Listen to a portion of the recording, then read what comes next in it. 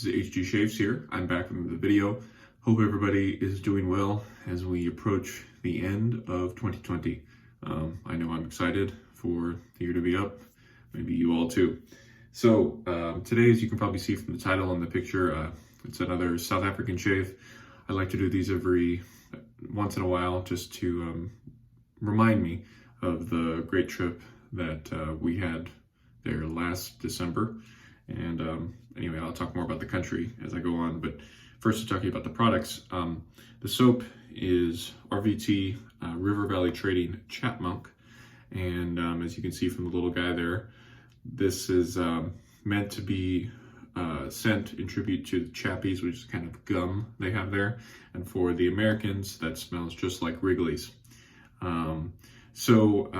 This was actually the first soap I think I ever got from South Africa. Actually, I planned it to where when we arrived last December, that there was a package from River Valley Trading waiting for me there.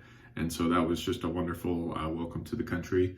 And to talk to you more about this particular soap, all of the River Valley Trading soaps are vegetable based, and they have kind of a triple butter format in that they have cocoa butter, avocado butter, and shea butter. And they also have good stuff like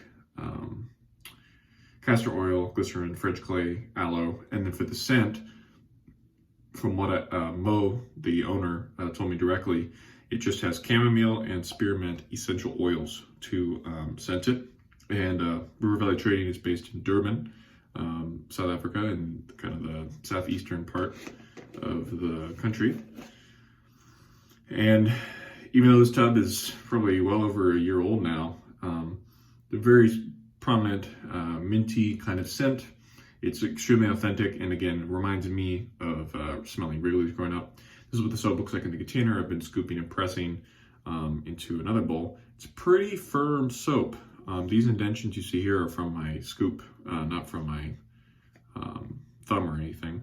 And so it's a very firm soap. This comes with, how many grams? 165 grams of soap, which is well over 4 ounces. If you consider how much the cost of this is in South Africa, I think the South Africans have a great local option of soap in all of the River Valley Trading's offerings.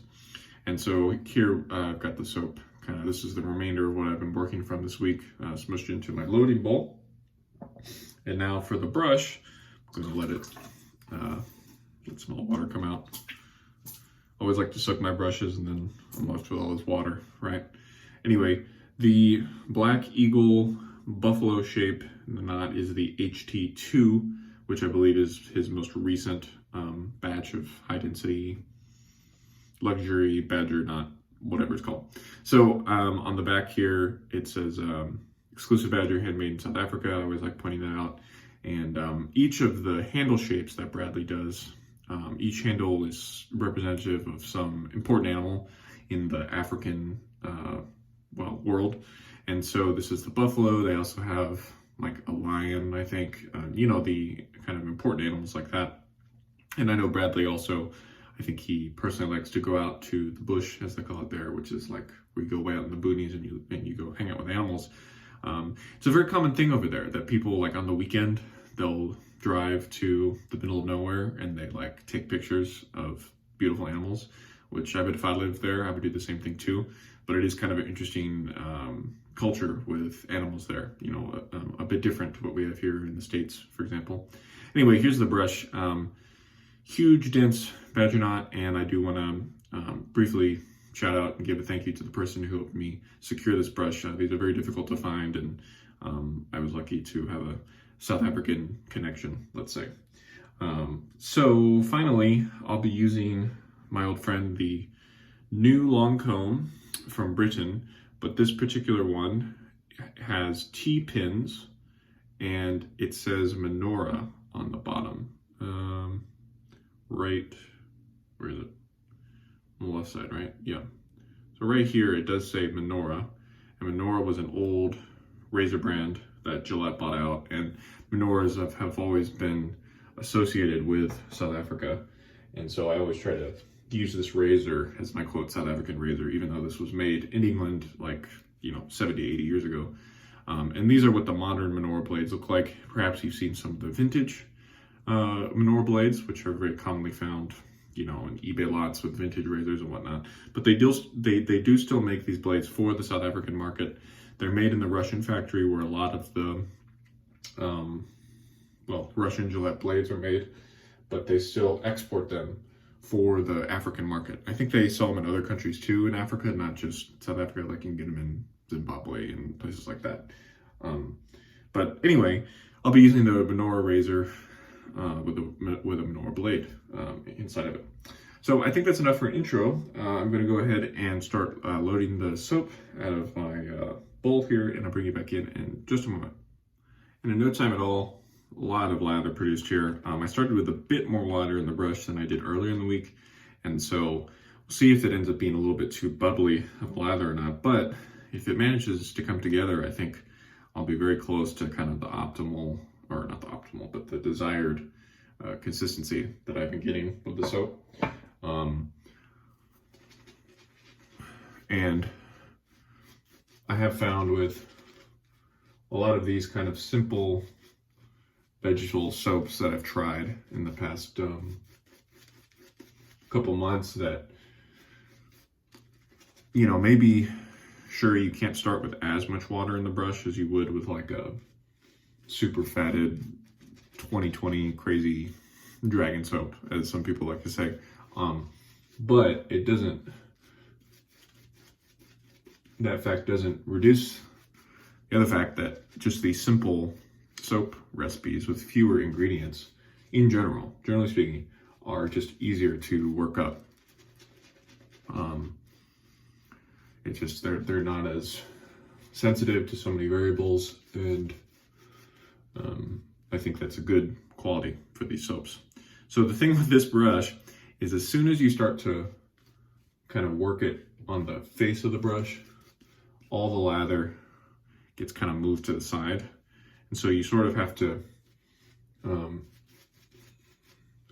make sure you get the excess lather off the sides of the brush, and, you know, make sure you spray it plenty.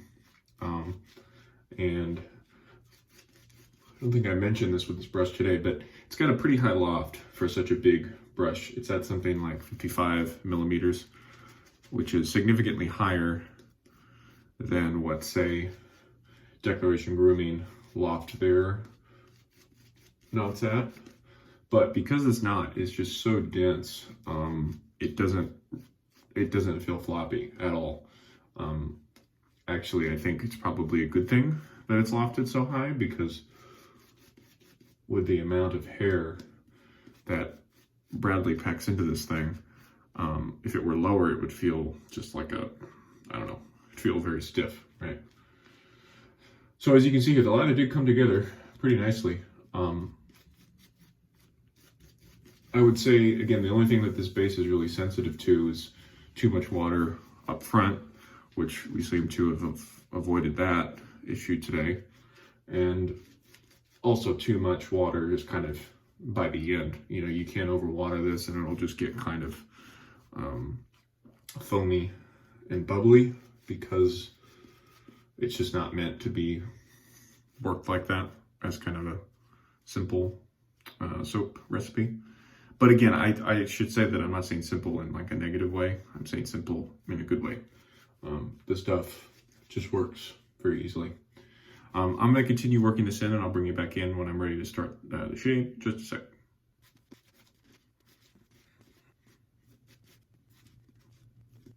All right, so let's go on the first pass now with the Minora new long comb. For me, this is a very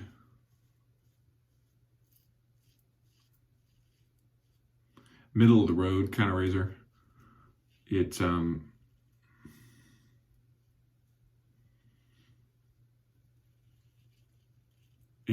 not really mild or aggressive. It's kind of in the middle. It's definitely not as aggressive as the open comb configuration might imply. You know, all the news, American, English, whatever, all the news have teeth, and they weren't intended to be aggressive back then. They were intended to work for thousands, hundreds of thousands, millions of people. So this is, again, kind of a middle of the road razor. Oh, I'm working with 2 days growth today. See if that has a factor. And so it's not,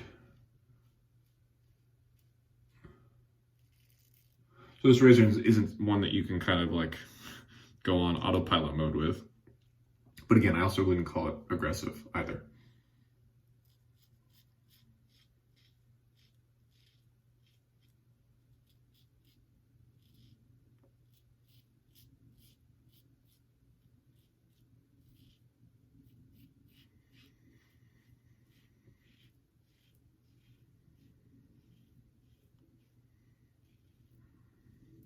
Soap has performed well for me.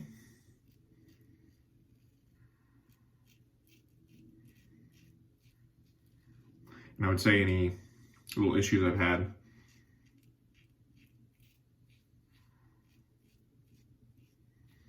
with my shaves, I would more attribute to the razor and my technique.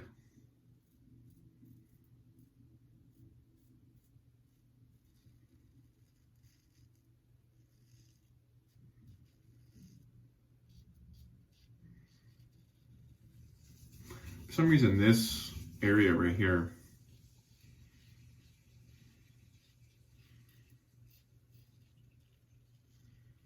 not as comfortable as it has been.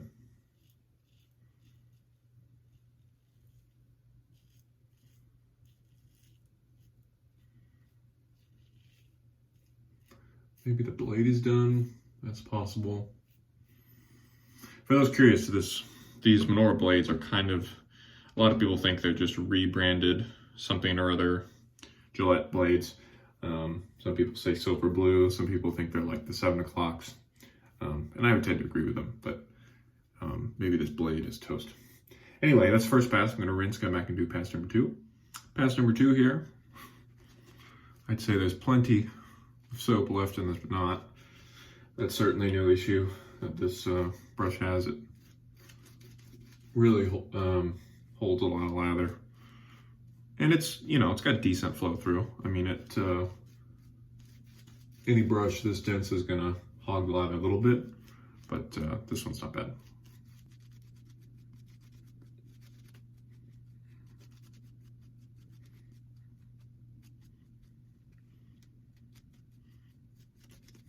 Okay, I think I am gonna go for 3 passes today. So this will be kind of across and with the grain.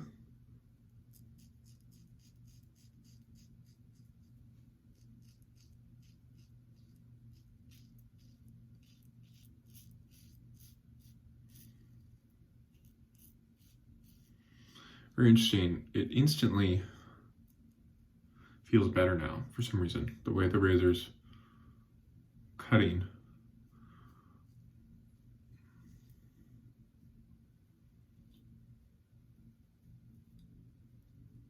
I wonder if it's because the blade might be tugging a little bit. And so I've heard that, if you've mowed through like your first pass and you got most of your hair removed, it'll make the razor cut easier because there's just less, there's less stubble for it to work through. Yeah, see. And I think I maybe noticed this earlier in the week too.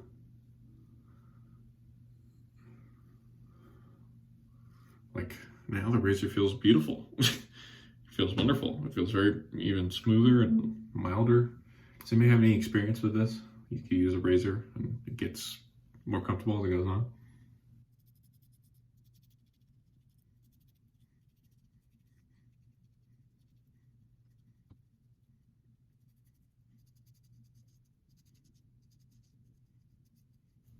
Interesting. That area under my neck also felt better, and that's second pass.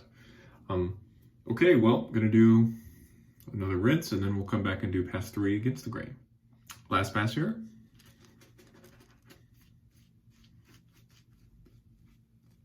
Yeah, this brush is really broken in nicely. Feels very soft, even when you spray like I just did. But it's not super jelly, doesn't feel slimy, and that's really what I prefer.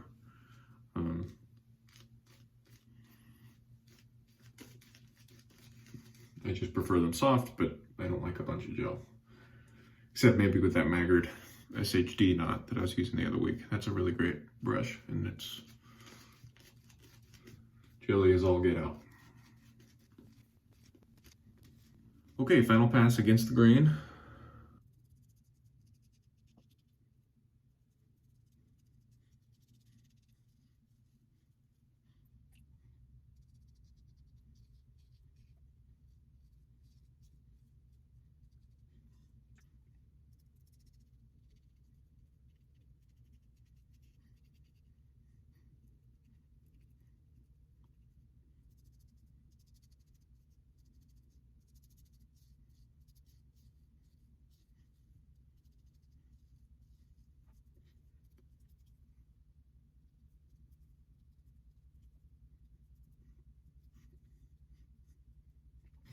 Wow, that's a really nice shave. Very strange that the second and third pass were so much nicer than the first. Maybe I just wasn't focusing on my technique as much in the first pass, but usually you have the opposite problem with the razor. It does fine first pass with the grain, but then as you have to go across and against, it gets kind of more rough because of the design. That was really nice. So if any of you all have this experience with one of your razors, be sure to let me know.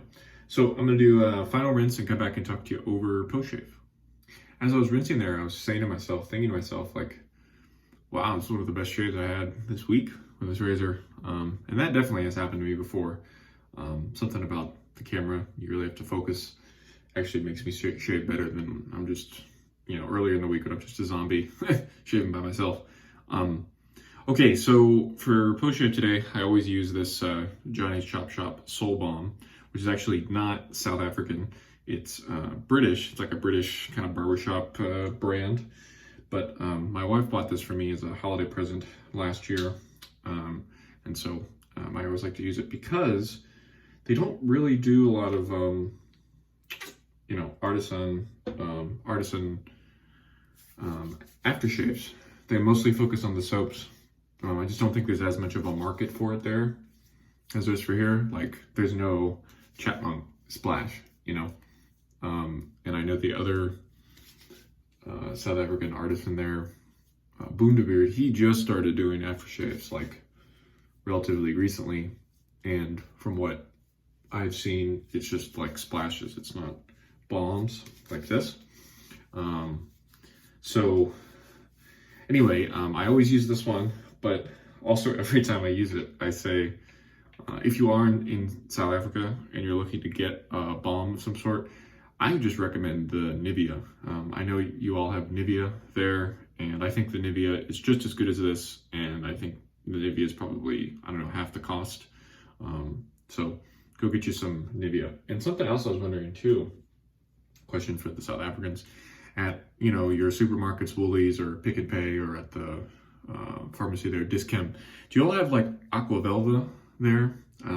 Because I do have some old Aqua Velva that I could use in these South African shaves. Basically, I'm just looking for a way out of using the Chop Shop Soul Balm every time. So South Africans, let me know about that.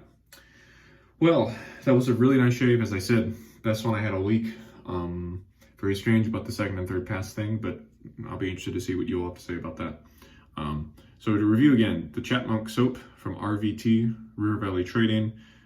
Terrific soap, especially considering the cost. I have no complaints for the soap considering how much it retails for. Of course, it's not fair to totally value the cost of these things against the dollar, because the cost of living is much different. But still, my point is, if you are in South Africa, there's no need to look no further than RVT and what they have to offer there. They have a few more scents, maybe 5 or 6 total. If Chappies isn't for you. Finally, the next, the Black Eagle HT2 brush, just a giant brush. My only complaint with this knot is sometimes I feel like it's too big, and I wish I had the 25mm option, which is the smaller size that he offers. But really no complaints for this brush, and again, thanks to the person who helped me locate that. And finally, the Gillette Menorah made in England new long comb. You know, these new long combs are so fascinating. They made them in so many different ways, so many different base plate assembly designs. Again, this one's like a T, where the top cap and the base plate have to come together. This has a thin handle, but they were more, you know, they were thicker handles, they were ornate handles, stuff like that. So I think the history of these Gillette News is very interesting, particularly the British long comb version. All right, well, that's gonna do it for today. I think on the horizon for the rest of 2020 is I'm gonna do a review of a kind of new soap on the market next. I should say an update of a soap on the market. And then I'm going to do my best of 2020, and then I think that's going to do it for the year. So we're very close to reaching that. And again, I'm going to try to do a giveaway in the best of 2020. So be on the lookout for that. Okay, so this has been HG Shaves. Thank you so much for watching. I hope there was something in this video that was helpful for you. And take care. See you next time. Bye-bye.